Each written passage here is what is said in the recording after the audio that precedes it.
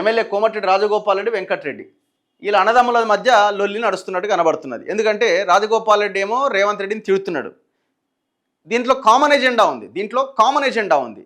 రాజగోపాల్ రెడ్డి రేవంత్ రెడ్డిని ఎందుకు తిడుతున్నాడు? మంత్రి పదవి ఇస్తలేడని తిడుతున్నాడు. కోమటిరెడ్డి రాజగోపాల్ రెడ్డి రేవంత్ రెడ్డిని ఎందుకు ఎత్తుకుంటున్నాడు? నా మంత్రి పదవి మా తమ్మునికి ఇచ్చి నాదేడ ఉడబిక్తారని ఆయన రేవంత్ రెడ్డిని ప్రసన్నం చేసుకోవడానికి ఆయన ప్రయత్నం చేస్తున్నాడు. ఇట్లా ఇద్దరు అన్నదమ్ములు ఒకరి మీద ఒకరు దుమ్మెత్తిపోసుకుంటున్నారు.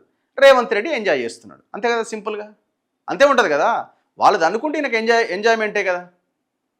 వాళ్ళది అనుకుంటే చాలామంది ఎంజాయ్ చేసేవాళ్ళు ఉన్నారు. కానీ మీరు ఇద్దరు అన్నదమ్ములు అంటే చివరికి పదవి అనేది ఏడు దాకా తీసుకుపోతుంది. చూడండి, పదవి అనేది, అధికారం అనేది ఎక్కడి దాకానే తీసుకెళ్తుంది. అన్నదమ్ముల మధ్య కొట్లాట పెడుతుంది, ఇంకేదన్నా చేస్తుంది. కానీ ఇది అందరిలో సాధ్యం కాదు. ఇగో ఇట్లాంటి వాళ్ళకే సాధ్యమైంది.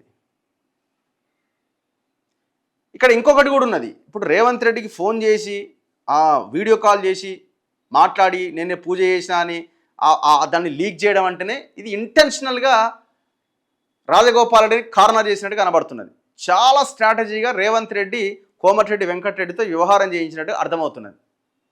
కానీ ఇందులో కామన్ ఎజెండా ఏంది? ఒక ఇద్దరు మంత్రి పదవుల కోసం. నా మంత్రి పదవి ఏడబోతుందో అని వెంకటరెడ్డి, నాకెందుకు మంత్రి పదవి ఇస్తలేడని రాజగోపాల్ రెడ్డి.